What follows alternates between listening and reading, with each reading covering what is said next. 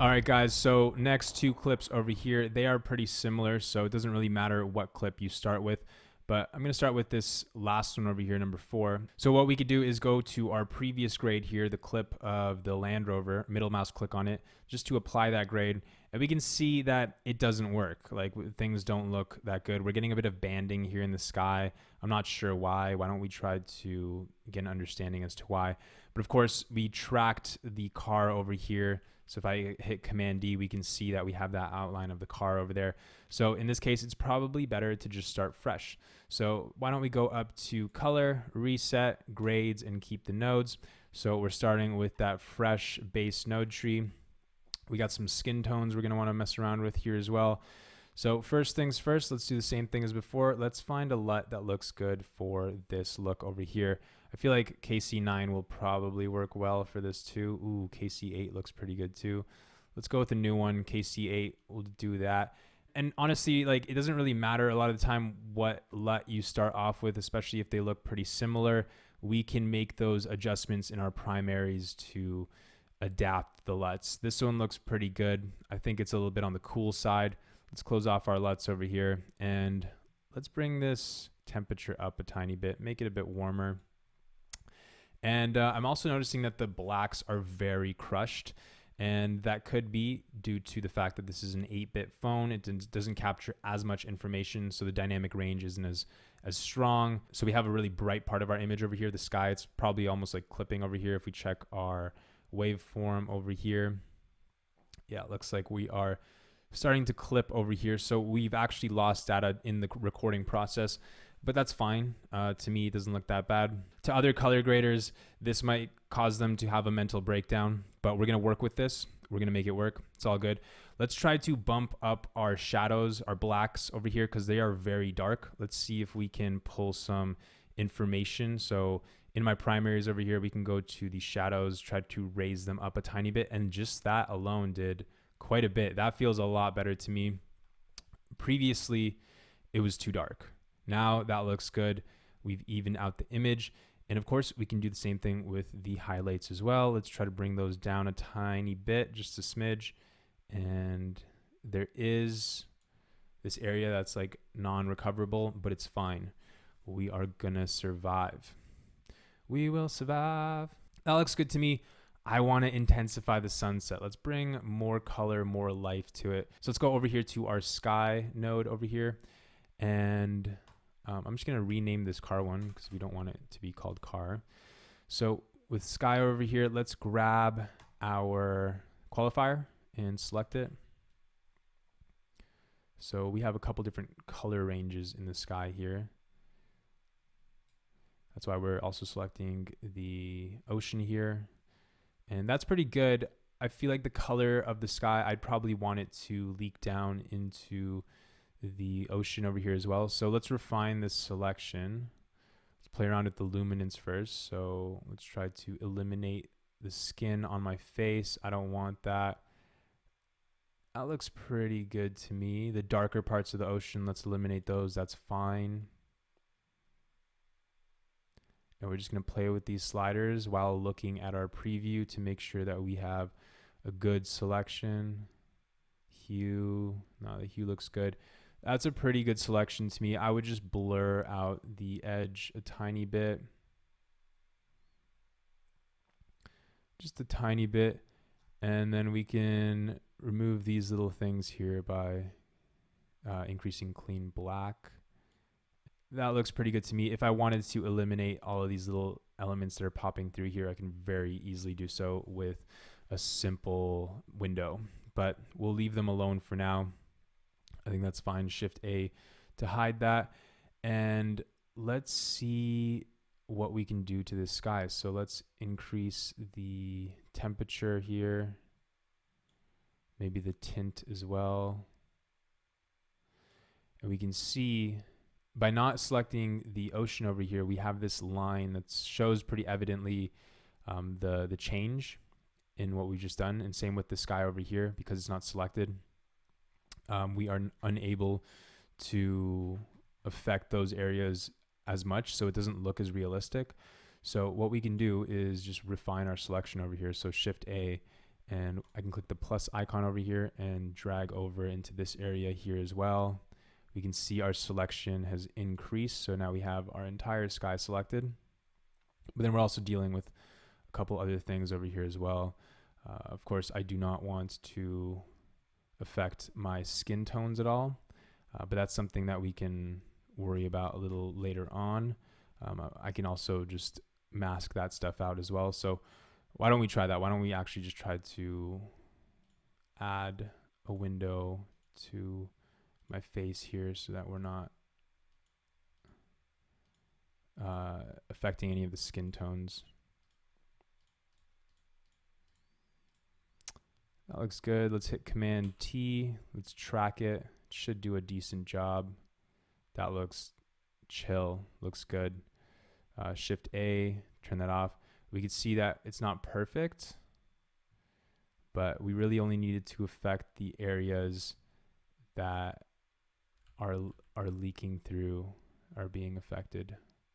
So if I zoom out here, Shift A, and I go back into my window, I can feather it out a bit.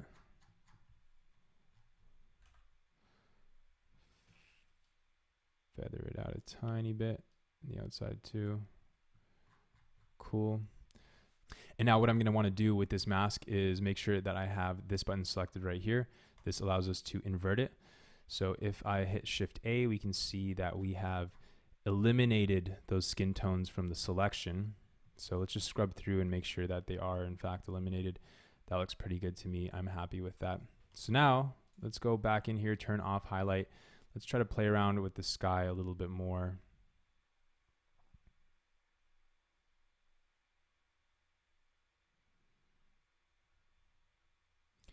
I'm just scrubbing through, seeing what looks good. Maybe bringing up the tint a bit. Minimal adjustments go a long way, always. Let's turn this on and off. Command D. Yeah, I like the more pink. Before it was greener. Everything had a bit more of a greener hue. We've made it pinker. We've also warmed it up a tiny bit, but it can go in any direction. We can cool it down a bit too if we want to. It's really about personal preference. I'd probably say actually warming it up a bit more. Just slightly though. We can see if I push it too far, it makes things start to feel a bit off. And I'll probably go into my curves over here, hue versus hue, and maybe change the color of this blue over here. So we can see that, I think it's this spike over here that shows us this blue. So I'm going to try to change that. Yeah, we can see how that affects it. And I'll just push it to the extremes, see if there's much that we can do. Not too much. So what I will do with that is actually bring down the saturation of it. So just make it less blue.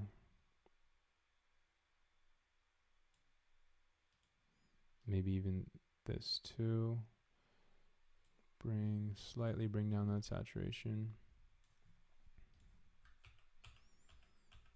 Cool. So minor adjustments, but they go a long way.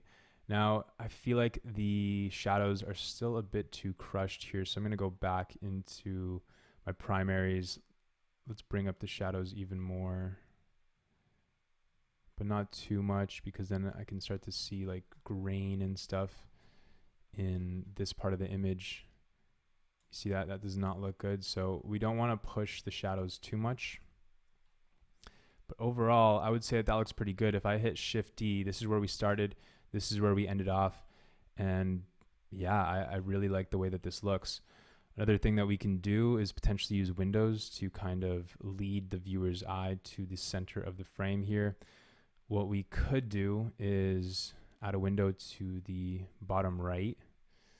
But that's one thing that I'm kind of skeptical of right now. I don't know if that's the best thing to do because it's going to crush the shadows.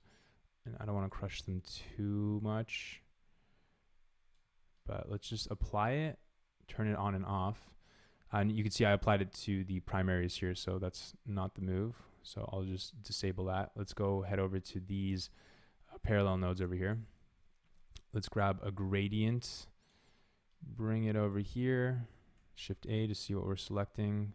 We want it to be the other way around, just to select this bottom corner over here, just to kind of like hide it. You know, we don't want to draw the viewer's attention to that area too much. Minimal changes. Command D just darkens that area, brings the viewer's attention here. And what we could do is just add another window, maybe just circle, apply it to the center here. This is probably too big. Feather it out like crazy. And let's just slightly bring up the exposure. Just slightly. And what we could do is just hit Command T, have it track me. We'll see how it does. Might do a decent job. Bring that back over here. And because it's not just around me, it's gathering points, tracking points from the background too. But I'm pretty centered in the shot, so that works well. And yeah, if we turn that on and off, it's a very minor adjustment, both of these, but they go a long way. We could select both of them, Command D, see what they're doing to our image. Now let's expand our viewer over here and take a look at the before and after. So this is after. This is what we were dealing with at the start, and this is where we ended off. Things look pretty good. I'm stoked with this. I think the skin tones also look good, but of course we can check those as well if we want to. So we can head over to the skin tones over here. And because the skin tone node is coming after this parallel node and all these other nodes, we would be making those adjustments on top of the other adjustments that we've made. Now, if we wanted to make adjustments to the skin tones in our image over here, if we did it in this sequence over here, that skin tone adjustment would be made on top of all the other adjustments that we've already made. And in this case, that might not be that bad, but we can bypass that simply by selecting our skin tones node, hitting E to take it out of the chain of commands. And we can grab the input over here and apply it to this right here.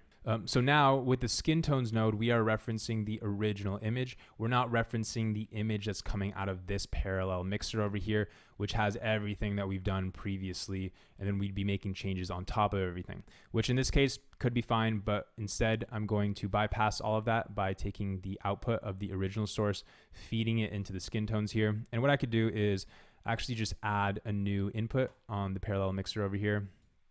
And I could just throw this into here. So it's going to mix that in as well on top of everything else. So now I can go into my qualifier, select the skin tones, Shift A to show me what it is that I'm selecting. But I got to make sure that I have the picker over here on the left selected. I had the plus selected. That's why I wasn't seeing anything. So I can start making my selection with just the skin tones. That looks pretty good to me. Let's clean it up a bit.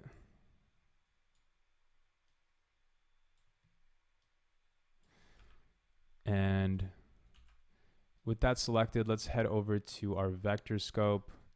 Looks like skin tones are looking pretty good. Why don't I actually break this connection over here and connect this into this parallel node area? Shift A will allow me to see the selection, but with all of the grades that we've already made. So now I can view the vector scope and see what's going on with the colors that are being exposed here in highlight. And we can see it's on the line. It doesn't look bad, but we could probably just maybe bring down the greens a little bit to kind of shift it over to the left a tiny bit. Maybe play around with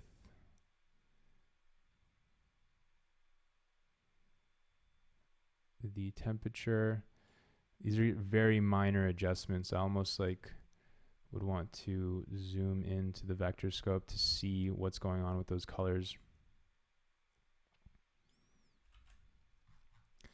But very minor changes. You probably can't, you might not even be able to see the change that it's made due to online compression, but it's taking it from a bit more of a green hue to a bit more of a pink hue. And that just adds a bit more life to the skin tones. Super minimal, but goes a long way and just makes the final image look a lot more professional. So I ended up not using the original source for the skin tones, just because in this case it's so minor and the adjustments that we've made are not too drastic. It's totally fine to make this adjustment in line with the chain of commands over here. And then I realized I didn't really have to use the output from the original source and feed it right into the skin tones. It's okay for it to be within this parallel nodes area right here because it's such a minimal change that I'm making. But yeah, this clip looks great to me now. Let's expand the viewer over here. Let's zoom in and take a look at the before and after. So this is before. This was our original image. This is what it looked like. And this is with all the work that we've done to it. So I'm really stoked on that. I would say this clip looks really good. Again, this is 8-bit phone footage. I'm so stoked with what we are able to achieve within DaVinci Resolve's color page. Now what I can very easily do is show my clips, and let's middle mouse click on this new clip that we just graded. Apply that grade to this one, and because it's the same setting, things should look pretty similar. That looks good to me. If I wanted to make any minor changes, I could. Let's look at the node tree.